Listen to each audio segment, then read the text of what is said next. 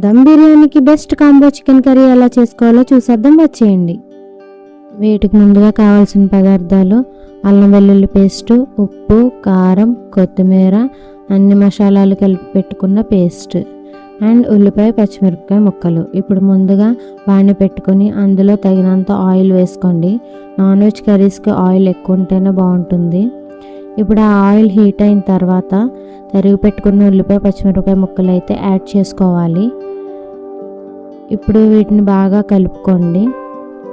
ఇలా బాగా కలుపుకొని మూత అయితే పెట్టేసుకోండి. ఉల్లిపాయలు ఇలా బంగారు వర్ణం వచ్చేంత వరకు వేయించుకోండి. ఇలా వేయించుకోవడం వల్ల కర్రీ టేస్ట్ అయితే చాలా బాగుంటుందండి. ఇలా కలిపి మూత పెట్టేసుకోండి. ఉల్లిపాయలు బాగా వేగిన తర్వాత ఇప్పుడు ఇందులో అయితే మనం శుభ్రంగా కడిగి పెట్టుకున్న చికెన్ అయితే యాడ్ చేసుకోవాలి. ఇలా చికెన్ వేసుకొని బాగా కలుపుకోవాలండి. హై ఫ్లేమ్లో 2 minutes మగ్గనివ్వాలి. ఆ తర్వాత కొద్దిగా సాల్ట్ యాడ్ చేసుకొని మీడియం ఫ్లేమ్లో పెట్టుకొని దీన్ని అయితే బాగా మగ్గించుకోవాలండి. చికెన్ ఇలా 70% ఉడికేంత వరకు బాగా మగ్గించుకోవాలి. ఇప్పుడు ఇందులో మీకు తగినట్టుగా కారాన్ని అయితే యాడ్ చేసుకోవాలి. ఇది ఆడించిన కారం అండి, అందుకే కొంచెం ఎక్కువ వేసాను. ఇందులో ముందుగా చూపించిన గరం మసాలా పేస్ట్ అయితే ఇప్పుడు వేసుకోవాలి. ఇది వేసి బాగా కలుపుకోవాలండి. ముక్కలు బాగా పట్టేటట్టుగా కలుపుకొని సిమ్లో పెట్టి అయితే మూత పెట్టుకొని మగ్గించుకోవాలి.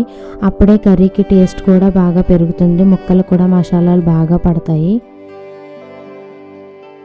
ఇలా 10 నిమిషాలు మీడియం ఫ్లేమ్లో మూత పెట్టి మగ్గించుకున్న తర్వాత ఒకసారి బాగా కలుపుకోవాలి. ఇందులో కొద్దిగా కొత్తిమీర యాడ్ చేసుకొని మరొక 2 minutes అయితే సిమ్లో పెట్టి మగ్గించుకోవాలి. ఇలా మగ్గించుకున్న తర్వాత మూత తీసి ఇంకొకసారి బాగా కలుపుకొని ఇందులో మీకు తగినంత వాటర్ అయితే పోసి మీరు దీన్ని బాగా ఉడికించుకోవాలండి. ఆల్మోస్ట్ 70% ఉడికింది కాబట్టి ఇప్పుడు కొంచెం వాటర్ వేస్తే సరిపోతుంది. మీకు గ్రేవీ కొంచెం పలుచగా కావాలంటే వాటర్ ఎక్కువ యాడ్ చేసుకోండి. ఇప్పుడు ఇందులో ఉప్పు చెక్ చేసుకోండి. సరిపడా లేకపోతే మరి కొంచెం ఉప్పుని యాడ్ చేసుకుని మూత అయితే పెట్టేసుకోండి. అంతే అండి, సింపుల్ అండ్ టేస్టీగా ఉండే చికెన్ కర్రీ రెసిపీ అయితే రెడీ అయిపోయిందండి. ఇది నేను నిన్న అప్లోడ్ చేసిన దమ్ బిర్యానీ రెసిపీకి అయితే పర్ఫెక్ట్ కాంబో అండి. దీన్ని ఇలా చేసుకొని ఆ దమ్ బిర్యానీ రెసిపీలోకి అయితే ట్రై చేయండి.